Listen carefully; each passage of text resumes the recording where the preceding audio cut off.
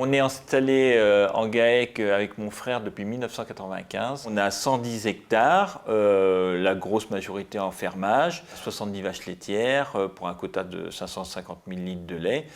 En termes de culture, on fait essentiellement de l'herbe, une vingtaine d'hectares de maïs, un petit peu de betterave et de sorgho en silage et 15 hectares de blé. On livre en circuit long avec la coopérative Agrial.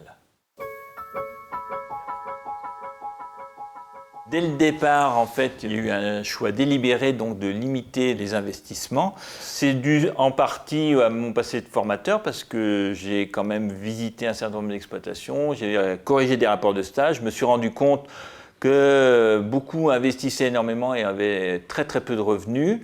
Ensuite, on fait partie de la Confédération paysanne et l'idée, c'est quand même de pouvoir partager les moyens de production. Que ce soit les terres, le foncier, que ce soit les quotas laitiers quand il y en avait, etc.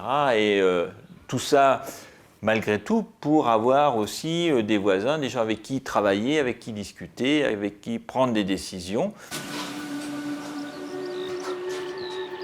Pour limiter les investissements, on est parti sur les bâtiments existants de l'exploitation en se disant qu'on allait adapter ces bâtiments-là.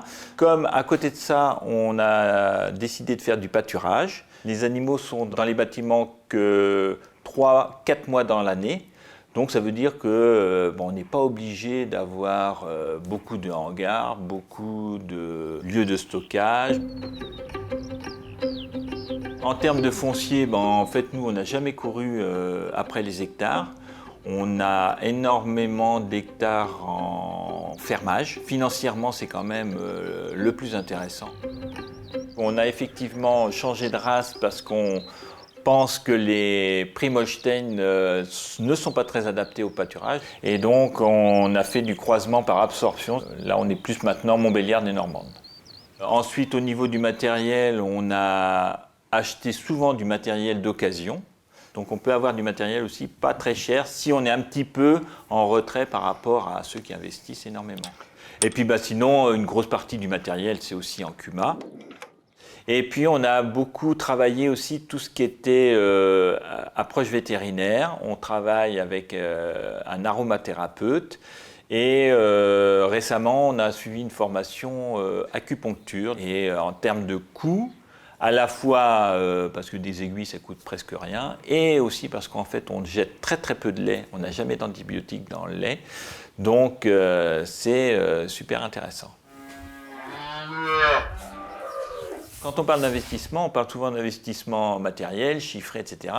Mais il y a aussi toute une partie investissement dans la formation, à la fois, par exemple, nous, toute l'approche vétérinaire, la formation du pâturage, la formation comptabilité-gestion, qui permet ensuite d'être beaucoup plus autonome par rapport à des personnes qui viendraient nous imposer un petit peu leurs choix techniques, économiques. Et donc, nous, on a beaucoup plus de recul par rapport à ça. On sait ce qu'on veut. On n'est pas surbooké. Moi, j'ai passé beaucoup de temps pour le syndicat. Je suis trésorier de la CUMA. Xavier a des responsabilités au sein du CIVAM. Donc, ça permet aussi de s'ouvrir. On peut se le permettre. De ce temps libre, on a quand même aussi réussi à faire des constructions par nous-mêmes. On a un week-end sur 2. Et puis, on pourrait prendre facilement 15 jours, 3 semaines de vacances par an chacun. En termes de résultats financiers, quand on n'a pas trop d'investissement, psychologiquement, c'est aussi quand même beaucoup plus facile pour passer des caps compliqués. On a eu la crise du lait en 2009, on a eu, nous, des problèmes d'insémination. Depuis 2008-2009, à partir du moment où on a remboursé donc, les prêts JA, on a pu prélever à peu près 2 400 € par mois chacun.